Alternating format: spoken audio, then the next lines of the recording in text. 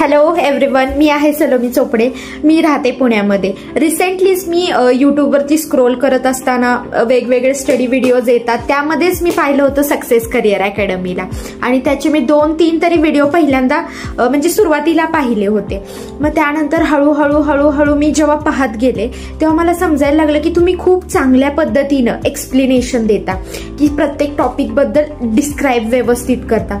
मग त्यानंतर मला असं समजलं की आता DMARच्या 4000+ वेकन्सीज येणार आहेत. सो मी त्याचा विचार करत होते की मी आता कसं करायचं, मी अभ्यास कसं करू, माझं बाळ सुद्धा लहान आहे. सो मग असंच एक दिवस बघितलं तर सक्सेस करिअर अकॅडमीवर नॉर्सेट सोबत DMARची बॅच स्टार्ट होणार होती 8000 रुपीजला. सो मग मी विचार केला की आता माझं बाळ लहान आहे आणि मी कुठे कामही करत नाही, त्यामुळे कसं झालं की मला थोडं 8000 रुपीजमध्ये अफोर्ड करणं थोडं अवघड जात होतं. मी म्हटलं आता कसं करायचं. लगेच 1-2-4 दिवस गेल्यानंतर मी पाहिलं तर DMARचा क्रॅश कोर्स अवेलेबल झालाय, तो पण फक्त 2500 रुपीजमध्ये. ओ माय गॉड, मी लगेच तो कोर्स ग्रॅब केला आणि जसा मी कोर्स ग्रॅब केला त्यानंतर मग मी हायकणी व्हिडिओ पाहायला चालू केले. पहिल्यांदा मला बाकीच्या गोष्टींमुळे ना लाईव्ह क्लासेस लिटरली मला अटेंड करायला होत नव्हते.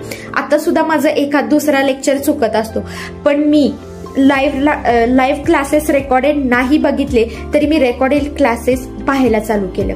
त्यातून एखादी कन्सेप्ट समजली नाही तर रिटर्न मध्ये मी बघायला लागले आणि जेव्हा मी बघायला चालू केलं त्यानंतर मला समजलं की किती चांगल्या पद्धतीनं सगळे टीचर्स आपल्याला शिकवत आहेत. तर सगळ्यात महत्वाचं तर त्यांनी इतक्या चांगल्या पद्धतीने एक्सप्लेनेशन देतात. बोधले सर आहेत, सागर सर आहेत, रिझनिंगचं तर विचारूच नसा, इंग्लिशचा अमृतकर सर इतक्या चांगल्या पद्धतीनं शिकवतात ना. जसं समजत जाईल तसं इंटरेस्ट वाढायला लागला. अगोदर वाटायचं की DMAR मी क्रॅश करू शकेन का नाही, बट आता मला वाटतं की डेफिनेटली मी 101% सक्सेस करिअर अकॅडमीच्या माध्यमातूनच मी माझा DMARचा क्रॅश कोर्स करणार आहे आणि DMAR पास होऊन दाखवणार आहे. थँक्यू सो मच सर्व नर्सिंग एक्सपर्टीज ना, जे खूप चांगल्या पद्धतीनं आमच्यासाठी एवढं झटून प्रयत्न करतात. Very hands off to your work. Thank you so much.